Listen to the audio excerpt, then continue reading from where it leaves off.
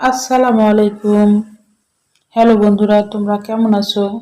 তোমাদের জন্য একটা মজার ভর্তা নিয়ে এসেছি।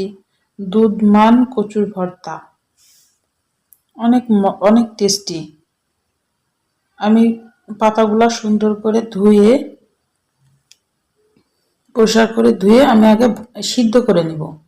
একটু লবণ দিচ্ছি, লবণ দিয়ে এবার সিদ্ধ করে নিব। একদম সহজ কিন্তু অনেক টেস্টি খাবারটা। যে আমি সিদ্ধতে বসায় দিয়েছি।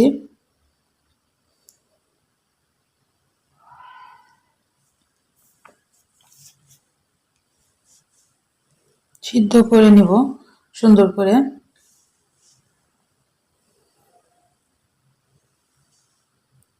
এত মজা ভর্তাটা, একবার করে খাবা দেখবা, অনেক মজা। দুধমান কচুর পাতা তো অনেকেই চিনো। এটা দোস্তুলের শাকও বলে। উত্তর উত্তরবঙ্গের লোকেরা দোস্তুলের শাক দোস্তুলের শাক সেটা বলে।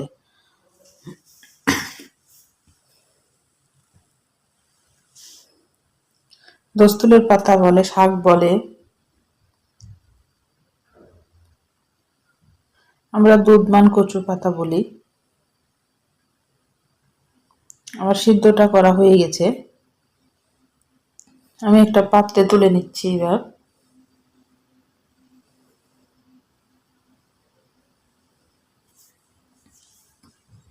এই যে আমার দুধমান পাতার কচুর পাতা। একটা কড়াই নিয়েছি। কড়াই আমি সরিষার তেল দিয়ে দিয়েছি। এটা সরিষার তেলে করব। আর ভর্তা তো সরিষার তেলেই মজা।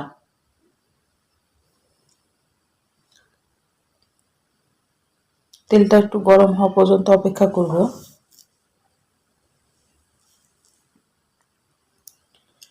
পেঁয়াজ, রসুন আর কাঁচামরিচ। আমি আগে পেঁয়াজটা একটু দেব, হালকা একটু নেড়ে নিব পেঁয়াজটা একটু নরম হওয়া পর্যন্ত, কয়েক সেকেন্ড।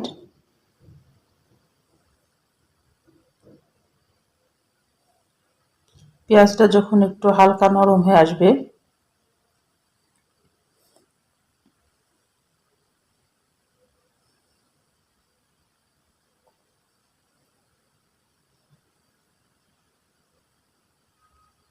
একটু নরম হওয়া পর্যন্ত নাড়তে হবে। এবার রসুন কুচি আর কাঁচামরিচ, আমি কাঁচামরিচ গোটা গোটা রাখছি। এটা নাড়তে নাড়তে অনেকটাই ভেঙে যাবে, আবার হাত দিয়ে কচলাই দিলেই ওটা হয়ে যাবে, ভেঙে যাবে, সেই কারণে আমি কুচি করে দিই নাই। এবার এটাকে একটু ব্রাউন কালার করে ভাজবো।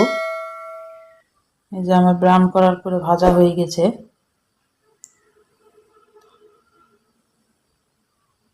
প্লিজ আমার রান্নাটা যদি ভালো লাগে, আমার নতুন চ্যানেলকে সাবস্ক্রাইব করে দিও, একটা লাইক করে দিও, কমেন্ট করে জানায়ও কেমন হয়েছে ভর্তাটা। তুলে নিলাম।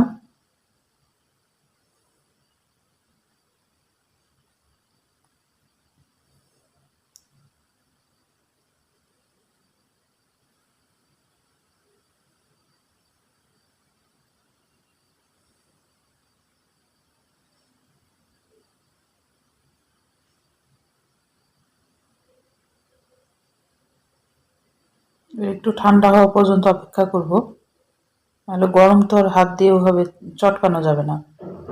এই যে আমার ইয়াটা ঠান্ডা হয়ে গেছে, একটু স্বাদ মতো লবণ দিলাম। আমি পাতা তো আগে লবণ দিছিলাম সিদ্ধ করার টাইমে, এটা বুঝে শুনে লবণটা তোমরা দিবা। এবার হাত দিয়ে এটাকে ভালোভাবে চটকিয়ে মাখতে হবে। দেখো বন্ধুরা, দেখে জিভে জল তো অবশ্যই আসবে তোমাদের।